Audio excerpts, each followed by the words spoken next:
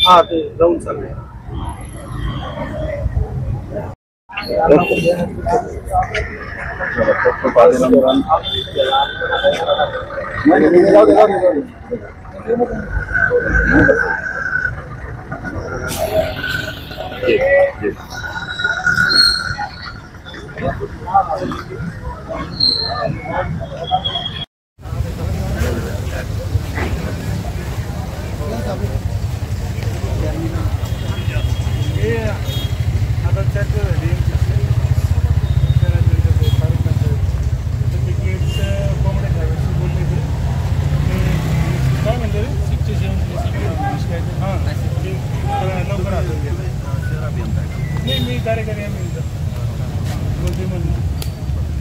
प्रकृती चांगली नाही तर मग नमजले गेले त्यातले जरा ते आत्ताचं ऑपरेशन झालं 2 महिन्यापूर्वी स्टेन टाकल्या तुम्ही गोष्टी आहे ना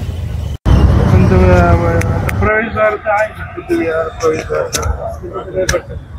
आणि हे जे अतिक्रमण बेकार झालेले लोक त्यांना आपण म्हणजे पॉलिसी साहेबांनी हा लिहिलं आपण त्याच्यात 5 जणांना प्राधान्य दिलं नाही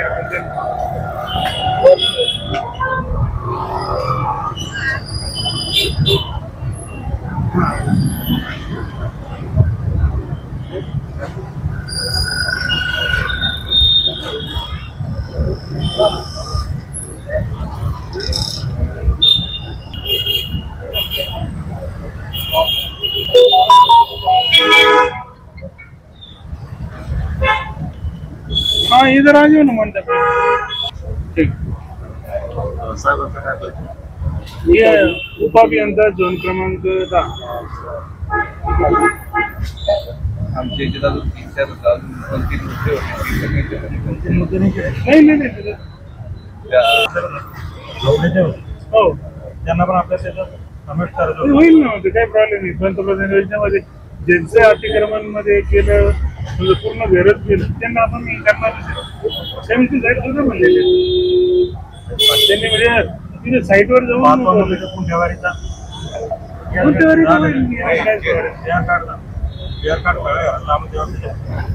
आता हे पंतप्रधान योजनेत आलं सगळ्याच गोष्टी क्लिअर आता जे पहिले घर आहे म्हणजे मागचे घर आहे ते त्याच्यानंतर पडू नये त्यासाठी ना आपल्याला पीआर कार्ड लागू करण्याचं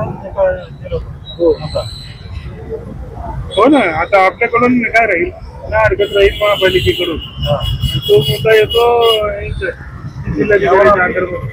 त्यावर आपण पुंठेवारी लावू करणार का पुंठेवारी जरूर लागू आपल्या गरीब वाटत जेवढ्या म्हणजे शेतामध्ये जवळपास 80% समजा डेव्हलपमेंट झाली जेवढी जागा आहे त्याच्यात 80% डेव्हलपमेंट झाली तर ते काढण्यात काही अर्थ नाही ना आपण त्यांना रेग्युलराईज करू बोलताना आम्हाला नाही तिथे राहिला असेल ते होईल काही प्रॉब्लेम जे दलित वस्ती आहे बॉन्डवरचे जे घर आहे साहेबांसोबत जे डिस्कस जातं आपण त्यांचं म्हणणं आहे की तुम्ही आपल्याला कसं बॉन्ड पेपर वगैरेचं आहे ना 2021 पूर्वीचा पाहिजे ना 1 जानेवारी त्याच्या पूर्वीचे सगळेच होणार आहे गरीब वस्त्यामध्ये तेवढी त्याची कॅपॅसिटी नसते ना भरण्याची तर आपल्याला बेटरमेंटचे आधी 100% माफ केले ना कमी दर आहे कमी आहे कमी का बाबा तायडे म्हणून आली होती, त्यांनी सांगितलं त्यांच्या वस्तूमध्ये कधी एक 600 स्क्वेअर फीटला तरी 8,000 10,000 रुपये लागतील नाही लोकांना तिथे एवढं 600 असतं, कमी आहे. त्याच्यापेक्षा कमी असेल काय प्रॉब्लेम नाही. 450-500 स्क्वेअर फूट आणि हे जे ना आता अतिक्रमण मध्ये कोणाकोणाचे प्रॉपर्टी केले त्याचं जे सर्वे होणार आहे सिटी सर्वे लँड रेकॉर्ड करून तर ते पूर्ण महापालिकेची फीस भरणार. हा तुमच्या साहेबांनी तेच सांगितलं तर म्हणजे तुमचं घर असलं तर तुम्हाला मग तुमचं घर 5 एकर पैकी मग ते लँड रेकॉर्ड आले काय म्हणतात 5 एकरची फीस भरा मग तुमचं घर हे असलं हे गेले हे म्हणतात त्यांना म्हणतात 5 एकरची फीस पूर्ण तुम्हाला द्यावं साहेब म्हणे हे पूर्ण समजा झालं रोड असं समजा तर ते पूर्ण याची फीस किती गेलं आणि किती उरलं याची पूर्ण फीस महापालिका भरण म्हणे ते लोकांना नागरिकांना त्रास द्यायचं आणि ते पालकमंत्र्यांची बैठक किती साहेबांची जे आहे छोटे मोठे धंदेवाले जे आहे त्यांची जे अतिक्रमण झाली तर त्यांना नाही का बाजार संकुलांमध्ये महानगरपालिकेपासून त्यांना पुढे द्यावं. अच्छा हा तो पण मुद्दा त्याच्यामध्ये घेतला तो आजच्याच पेपरलाच आहे. म्हणजे काही 2-4 मुद्दे जे आहेत दिले असतील तर आमचंही सॅटिस्फॅक्शन देऊ आता इंटेरियम पत्र म्हणून घेऊन टाका त्याच्यात काही मुद्दा असं हे होणार नाही. याच्यावर असेल तुम्ही गॅरंटी घेता Yes, yes. उद्यापासून होतो काय विषय नाही त्याचा. नाही नाही नाही तसं काही आम्ही तुम्ही व्हॉट्सअपला फोन विचारून घ्या तर तुमच्यावर बी नका येऊ तसं उद्या तुम्ही म्हणले पाहिजे आम्हाला कसं 500 मीटरवर आम्हाला शेती पाहिजे. ठीक आहे आपण उर्वरित मुद्द्याचं आहे ना तुम्हाला उद्या देऊन टाकू. म्हणजे उपोषण मागे जरी घेतलं त्यातला असं भाग नाही का आम्ही देणार नाही. तसं करणार नाही. तेवढं आम्हाला करून द्या फक्त. तुम्ही एकदा त्याच्यात मुद्दे आम्ही पत्र दिलंय हा ऍड करा नमूद करा त्याच्यात. रेग्युलेशननुसार हा म्हणजे आपण जसं डिस्कशन झालं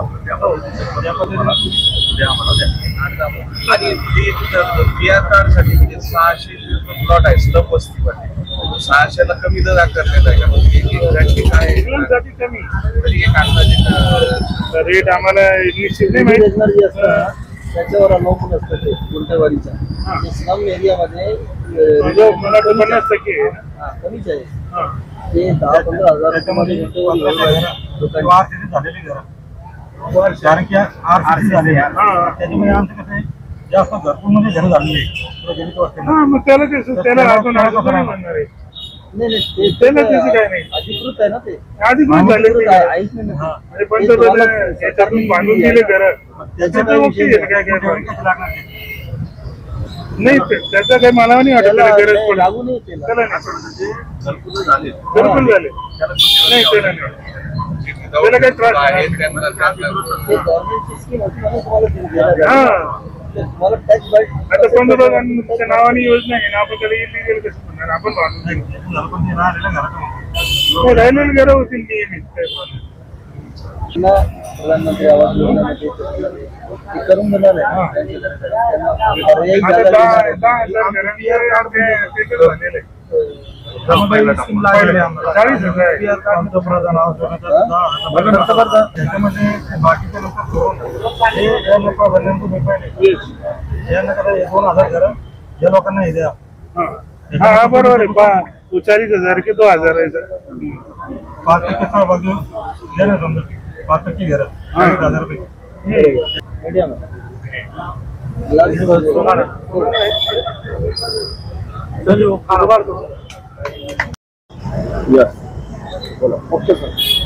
दिनांक 22 जुलै रोजी आझाद समाज पार्टीतर्फे मी स्वतः व माझे सहकारी सर्व पार्टीमधील मित्र यांनी आम्ही महानगरपालिका प्रवेशद्वारासमोर उपोषणाला लावलं होतं.